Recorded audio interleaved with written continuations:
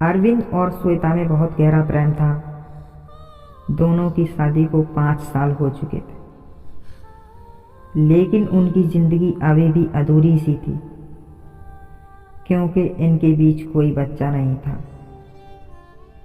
फिर भी इन्हें विश्वास था कि इस साल इन्हें कोई बच्चा हो जाएगा। दोनों के बीच इतना प्रेम था कि ये दोनों एक दूसरे के बिना बिल्कुल नहीं रह सकते थे। बच्चा न होने की वजह से अरविंद के माँ बाप श्वेता को कभी कभी ताने मार देते और श्वेता बेचारी सुन लेती,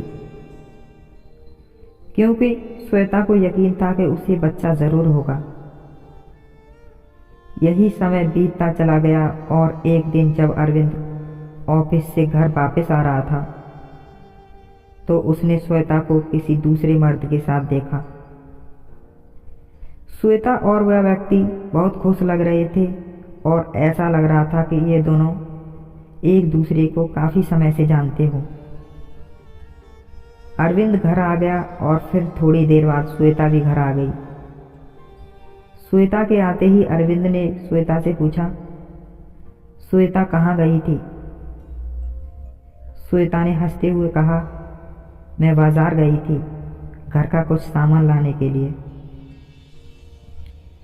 यह सुनकर अरविंद को थोड़ा गुस्सा आया, लेकिन उसने श्वेता को कुछ नहीं बोला। उसके बाद अरविंद ने श्वेता को कई बार उसी आदमी के साथ अलग अलग जगहों पर देखा और एक दिन अरविंद ने देखा कि वह आदमी श्वेता को घर तक छोड़ने आया था। श्वेता उसके साथ बहुत खुश लग रही थी। उस व्यक्ति ने श्वेता को घर के बाहर छोड़ा और फिर चला गया। एक दिन अरविंद घर पर बैठा था कि तभी अचानक श्वेता के मोबाइल पर कॉल आती है। श्वेता बाथरूम में थी, इसीलिए अरविंद ने कॉल उठा ली। कॉल उठाते ही दूसरी तरफ से आवाज़ आई, हेलो अरविंद, मैं थोड़ी देर आपसे मिलना चाहता हूँ और मैं आपके घर आ रहा हूँ, कुछ आपसे ज़रूरी बातें। बस इतना कहकर उस आदमी ने कॉल कट कर दिया। अब अरविंद यह सोचने लगा कि वह आदमी मेरा नाम कैसे जानता है। अरविंद के दिमाग में कई तरह तरह के ख्याल आ रहे थे। अरविंद को लगा कि शायद यह वही आदमी है जिसके साथ श्वेता अक्सर घूमती रहती है। अरविंद को लगा कि शायद श्वेता उससे डिवोर्स लेना चाहती है और इस सिलसिले में बात करने के लिए यह व्यक्ति मेरे घर आ रहा है। अरविंद बहुत उदास हो गया। वह अपनी शादी को टूटने नहीं देना चाहता था, लेकिन श्वेता ने धोखा दिया। उसे कुछ भी समझ नहीं आ रहा था। अरविंद जैसे अपनी पत्नी को खोने के डर से बहुत घबरा रहा था और बेचारा वहीं जमीन पर गिर गया। इतने में श्वेता भी बाहर आ गई और उसने अरविंद को उठाया और पूछा, क्या हुआ तुम्हें? तुम ठीक तो हो? अरविंद ने गुस्से में श्वेता को धक्का दिया और वह गिर गई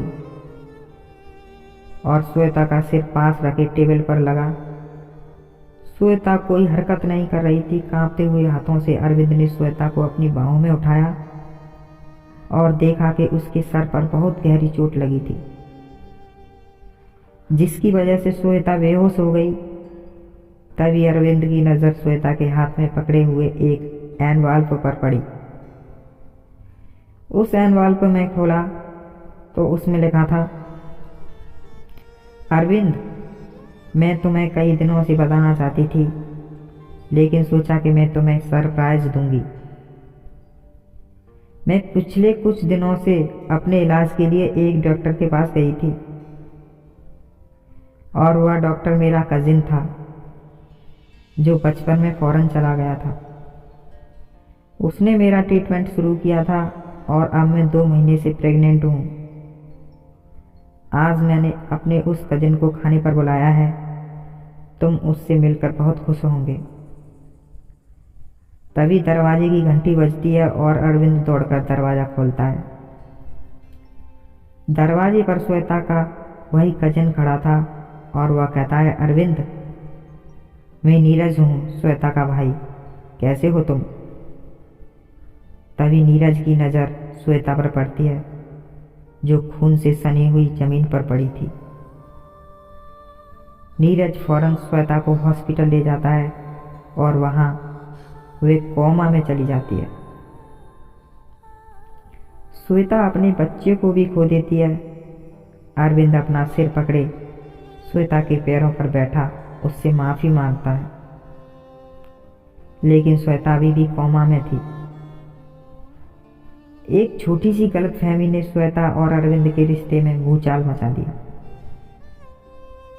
दोस्तों, यह कहानी हमें बहुत बड़ी सीख देती है।